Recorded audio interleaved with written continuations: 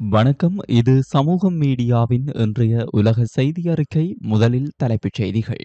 நவீன போரியல் வரலாற்றிலும் கரைபடிந்த இரவாக மாறக்கூடும் இன்று இரவு 8 மணி. IRGCயின் அதிரடி ஏவுகணை தாக்குதல், பின்வாங்கிய அமெரிக்காவின் நீர்நில தாக்குதல் கப்பல். ஈரானின் பொருளாதார முதுகெலும்பு மீது இஸ்ரேல் தாக்குதல், பெட்ரோ கெமிக்கல் வளாகம் சிதைப்பு. ஈரான் மீது தாக்குதல் நடத்தினால் அது போர்க்குற்றம், அமெரிக்காவிற்கு ஐநா கடும் எச்சரிக்கை. உலக பொருளாதாரத்திற்கு பேராபத்து, பணவீக்கம் அதிகரித்து வளர்ச்சி மந்தமடையும், IMF எச்சரிக்கை. ஹோர்முஸ் ஜலசந்தியில் அதிரடி மாற்றம், ஈரானின் அனுமதியுடன் பயணிக்கும் சர்வதேச கப்பல்கள். Fourth Monkey Connect coming soon. அமெரிக்க அதிபர் டொனால்ட் ட்ரம்ப் மற்றும் ஈரானிய அரசாங்கம் ஆகிய இருதரப்பிற்கும் இடையிலான வார்த்தை போர் தற்போது உலகளாவிய உள்கட்டமைப்புகள் மற்றும் சர்வதேச சட்டங்களின் மீதான நேரடி சவாலாக மாறியுள்ளது.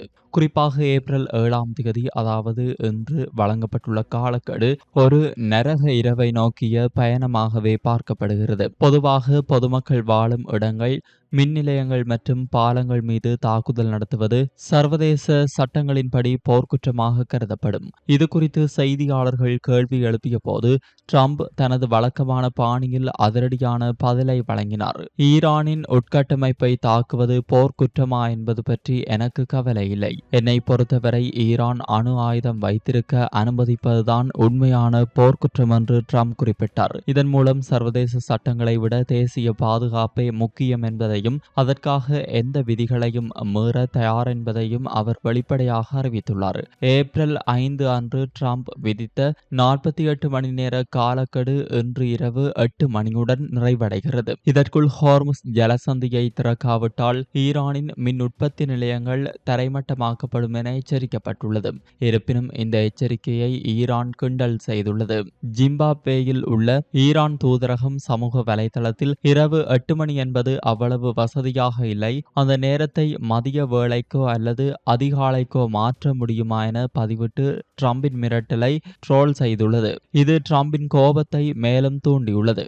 ஈரானுக்குள் உள்நாட்டு கிளர்ச்சியை தூண்டுவதற்காக ஈரானிய மக்களுக்கு ரகசியமாக ஆயுதங்களை வழங்க அமெரிக்கா முயன்றது. ஆனால் அந்த திட்டம் பாரிய தோல்வியை சந்தித்துள்ளது. அமெரிக்கா அனுப்பிய அழகான துப்பாக்கிகளை இடைத்தரகர்கள் மக்களிடம் ஒப்படைக்காமல் தாங்களே வைத்துக் கொண்டதாக ட்ரம்ப் குற்றம் சாட்டியுள்ளார். மக்களிடம் ஆயுதங்கள் இருந்திருந்தால் ஈரான் 2 நொடிகளில் சரணடைந்திருக்கும் என தெரிவித்த ட்ரம்ப் இந்த தோல்வியால் இடைத்தரகர்கள் மீது கடும் சீற்றத்தில் உள்ளார். பாகிஸ்தான், எகிப்து மற்றும் துருக்கி ஆகிய நாடுகள் இணைந்து முன்வைத்த 45 நாள் தற்காலிக போர் நிறுத்த ஒப்பந்தத்தை இரு தரப்புமே நிராகரித்துள்ளன.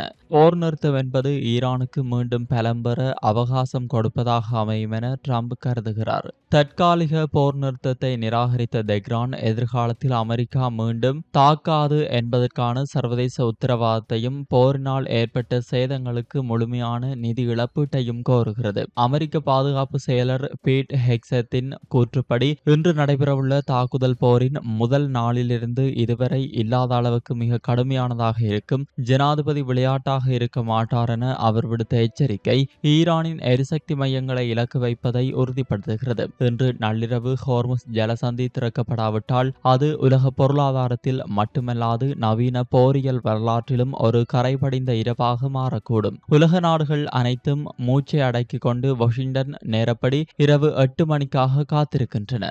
மத்திய கிழக்கில் நிலவும் போர் சூழலில் ஈரானின் இஸ்லாமிய புரட்சி காவல் படை நடத்திய பாரிய ஏவுகணை தாக்குதல்களை தொடர்ந்து அமெரிக்க கடற்படையின் அதிநவீன LHA-7 நீர்நில தாக்குதல் கப்பல் பின்வாங்க வேண்டிய கட்டாயத்திற்கு உள்ளாகியுள்ளதாக ஈரான் அறிவித்துள்ளது.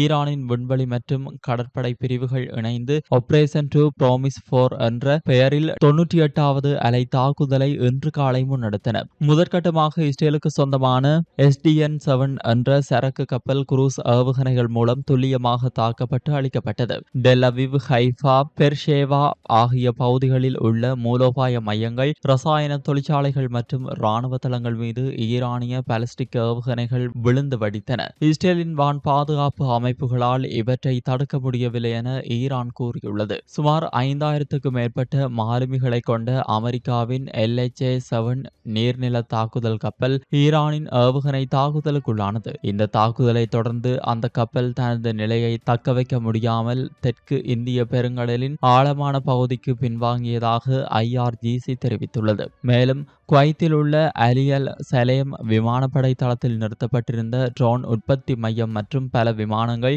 ஈரானிய ட்ரோன்களால் தாக்கப்பட்டன. இதில் 15 அமெரிக்கர்கள் காயமடைந்துள்ளதாக CBS செய்தி நிறுவனம் உறுதிப்படுத்தியுள்ளது. ஈரானிய ராணுவத்தின் செய்தி தொடர்பாளர் பிரிகேடியர் ஜெனரல் முகமது அக்ரமினியா இது குறித்து பேசுகையில், எதிர்காலத்தில் மீண்டும் போர் ஏற்படாமல் தடுக்க வேண்டுமானால் எதிரிக்கு உண்மையான வருத்தத்தை ஏற்படுத்தும் வகையில் நமது தடுப்பு நடவடிக்கைகள் அமைய வேண்டும். இந்த போரில் எதிரி தனது இலக்குகளை அடைவதில் தோல்வியடைந்து விட்டார் என தெரிவித்தார்.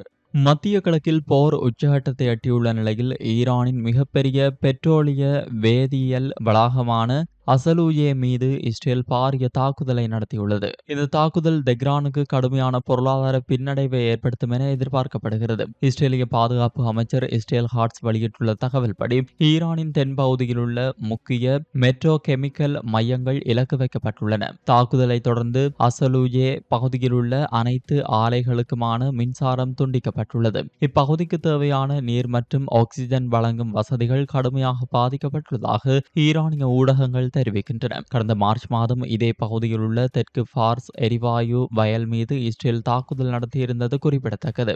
இஸ்பஹான் பகுதியில் அமெரிக்க போர் விமானங்களை எதிர்கொள்ளும் முயற்சியில் ஈடுபட்டிருந்த ஈரானிய தரைப்படையை சேர்ந்த 4 உயர் அதிகாரிகள் ஞாயிற்றுக்கிழமை கொல்லப்பட்டதாக ஃபார்ஸ் செய்தி நிறுவனம் உறுதிப்படுத்தியுள்ளது. வாஷிங்டன் நேரப்படி செவ்வாய்க்கிழமை இரவு 8 மணியுடன் ட்ரம்ப் விதித்த காலக்கெடு முடிவடைகிறது. இந்த இறுதி எச்சரிக்கை காலாவதியானதும் புதிய இலக்குகளை தாக்குவதற்கு அதிபர் அனுமதி அளித்தால் உடனடி தாக்குதல்களை தொடுப்பதற்கான அனைத்து ஆயத்தங்களையும் அமெரிக்க ராணுவம் முடித்துவிட்டது என அமெரிக்க அதிகாரி ஒருவர் தெரிவித்துள்ளமையும் குறிப்பிடத்தக்கது.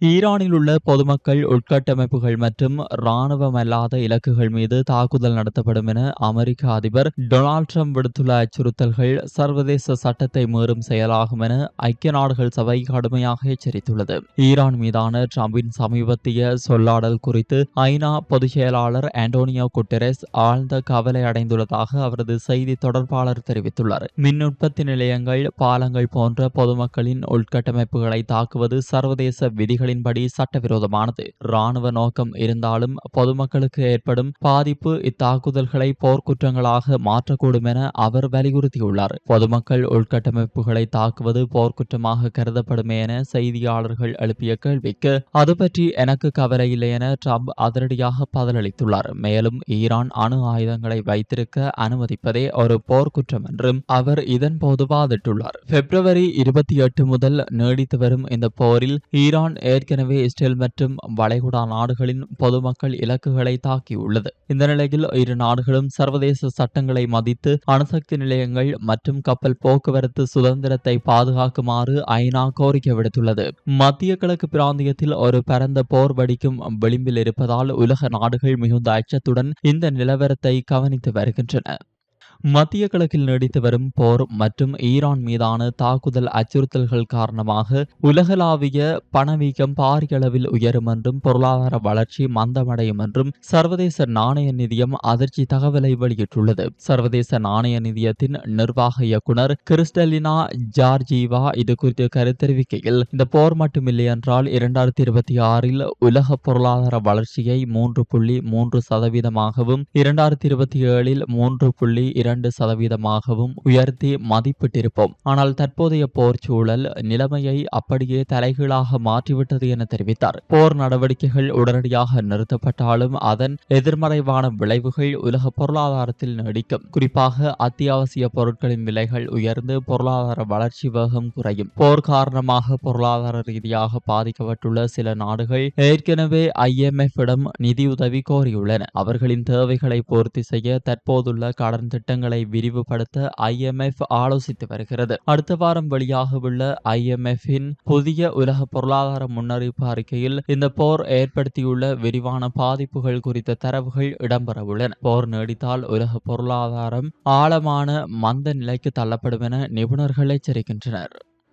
ஸ்ரீ சக்திவேல் ஜோதிட ஆராய்ச்சி நிலையம். வேலை, தொழில், கல்வி வழிகாட்டுதல், அவசர ஜோதிட சேவை எல்லாம் ஒரே இடத்தில். ஸ்ரீ சக்திவேல் ஜோதிட ஆராய்ச்சி நிலையம். அமெரிக்காவுடனான போர் காரணமாக ஈரான் மூடியிருந்த உலகின் மிக முக்கியமான ஹோர்முஸ் ஜலசந்தி வழியாக அண்மைய வாரங்களில் கப்பல் போக்குவரத்து அதன் உச்சத்தை எட்டியுள்ளது. கடந்த வார இறுதியில் மட்டும் 21 கப்பல்கள் இந்த வழித்தடத்தை கடந்துள்ளதாக ப்ளூம்பெர்க் செய்தி வெளியிட்டுள்ளது. கடுமையான எரிசக்தி தட்டுப்பாடை எதிர்நோக்கியுள்ள நாடுகள் ஈரானுடன் தனித்தனியாக பேச்சுவார்த்தை நடத்தி தங்களது கப்பல்களுக்கான பாதுகாப்பான பாதையை உறுதி செய்து வருகின்றன. இதன் மூலம் இந்த முக்கிய நீர்வழி பாதையின் மீது தெஹ்ரான் தனது பிடியை மேலும் வலுப்படுத்தியுள்ளதாக கேப்லர் நிறுவன ஆய்வாளர்கள் தெரிவிக்கின்றனர்.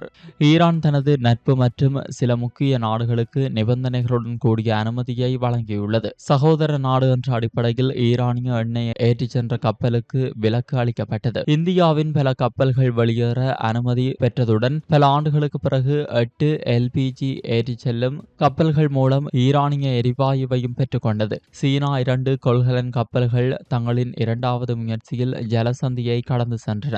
ஜப்பான் 2 கப்பல்களுக்கு செல்ல அனுமதி வழங்கப்பட்டது. பாகிஸ்தான் கப்பல்களை வெளியேற்றுவதற்காக 20 இடங்கள் வழங்கப்பட்டன. ஏனைய நாடுகளான துருக்கி, கிரீஸ் மற்றும் தாய்லாந்து நாட்டு கொடிகளை தாங்கிய கப்பல்களும் இக்கால பகுதியில் கடந்து சென்றுள்ளன. அமெரிக்கா மற்றும் ஈரான் இடையே எட்டப்பட்டதாக கூறப்படும் உடன்பாட்டை மீறி ஹோர்முஸ் ஜலசந்தி வழியாக சென்ற கத்தாருக்கு சொந்தமான 2 திரவ இயற்கை எரிவாயு கப்பல்களை ஈரானிய புரட்சிகர பாதுகாப்பு படையினர் தடுத்து நிறுத்தியுள்ளனர். கடந்த வாரம் பாகிஸ்தான் நாட்டின் மத்தியஸ்தத்துடன் ஈரான் மற்றும் அமெரிக்கா இடையே ஒரு உடன்பாடு எட்டப்பட்டது. இந்த ஒப்பந்தத்தின்படி பட்டியலிடப்பட்ட குறிப்பிட்ட கப்பல்கள் ஹோர்முஸ் ஜலசந்தி வழியாக பாதுகாப்பாக கடந்து செல்ல ஈரான் அனுமதி வழங்கியிருந்தது. இந்த ஒப்பந்தத்தின் ஒரு பகுதியாகவே கத்தார் நாட்டின் குறித்த 2 எரிவாயு கப்பல்களும் அந்த நீர்வழி பாதையை நோக்கி சென்றன. இருப்பினும் திங்கட்கிழமை அதிகாலை அப்பகுதியை அடைந்த அந்த கப்பல்களை வழிமறித்த ஈரானிய படைகள் எவ்வித காரணமும் தெரிவிக்காமல் அதே இடத்தில் காத்திருக்குமாறு உத்தரவிட்டன.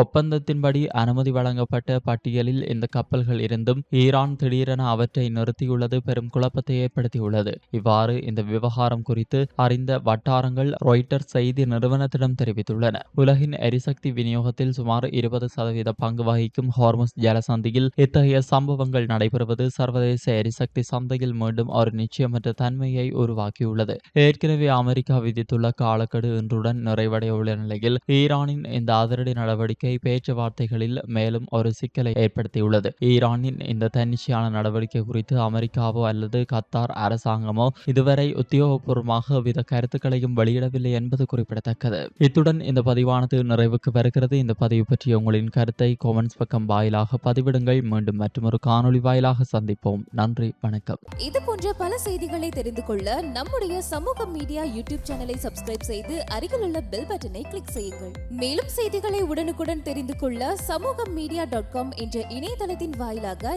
எங்களுடன் இணைந்திருங்கள்.